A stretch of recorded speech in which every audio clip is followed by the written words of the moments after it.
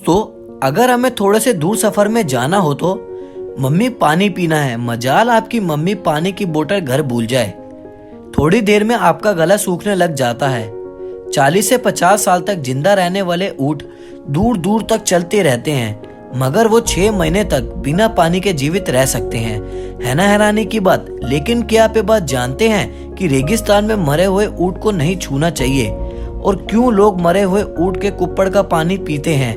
नहीं जानते तो हम आपको बताते हैं इस कहानी की असली वजह।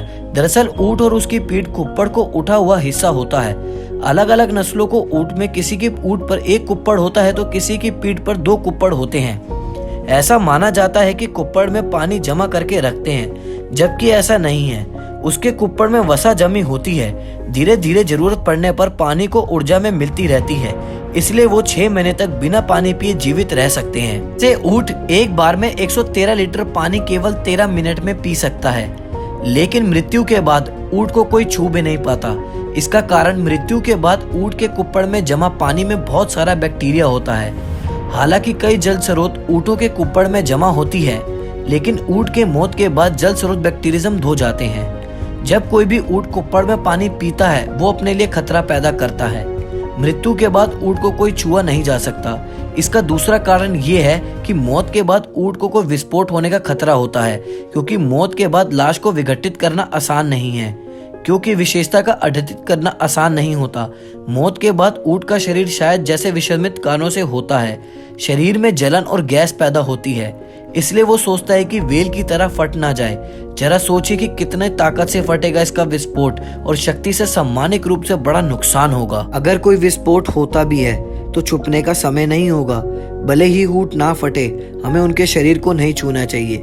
रेगिस्तान में ऊंचे तापमान में हम नहीं जानते कि वहाँ क्या छुपा हुआ है। भले ही हम रेगिस्तान में प्यासे हैं, आपको कुप्पड़ की शरीर का जमा पानी नहीं पीना चाहिए। इससे पीने से बैक्टीरिया भर जाते हैं और इस बात की बहुत संभावना होती है कि इंटेस्टाइन असुविधा या फिर इससे अधिक बीमारी हो जाएगी और मानव शरीर में संचालित हो सकती है। अब हमें उनके शवों को नहीं छूना चाहिए, और बैक्टीरिया भरे होने से हमें बहुत सारी बीमारी होने का खतरा बन जाता है और मानव शरीर में संचालित में होते रहते हैं। इसलिए हमें यदि रेगिस्तान में जाने का अवसर मिले तो वहाँ मरे हुए शरीर को मत छुआ करो। रिस्क बहुत ही ज्यादा होता है, और एक बार उसे ऐसा करने की कोशिश की तो परिणाम विनाशिक हो सकते हैं।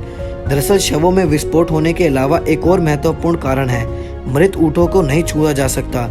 कई लोग लाश में पानी जानने के लिए लाश को खोल देते हैं, लेकिन क्या आप जानते हैं कि अगर लाश में विस्फोट नहीं होता तो लाश को पानी पीना योग्य नहीं रहता। ऐसा इसलिए क्योंकि मृत ऊंट के शरीर के पार्ट्स काम करना बंद कर देते हैं। पानी के अंदर की अशुद्धियों को विघटित नहीं किया जा सकता। अधिक से अधिक बैक्टीरिया पैदा हो जाते हैं और वायरस संक्रमित हो जाएंगे। एक बार जब कोई इस पानी को कोई पी लेगा तो बैक्टीरिया वायरस में आ जाएंगे, जो कहीं अजीबोगरीब बीमारी के मौत का कारण बन जाएगी। ये बहुत ही खतरनाक है। इसलिए रेगिस्तान में ऊंट के सामने करते समय सभी को कोशिश करनी चाहिए कि इन्हीं से छूने से बचें और दूर दूर से जाने से बचें। सुरक्षा पर ध्यान दें। दोस्तों, आज के लिए इतना ही, और जल्दी मिलते हैं नई वीडियो के साथ। तब तक के लिए बाय दोस्तों।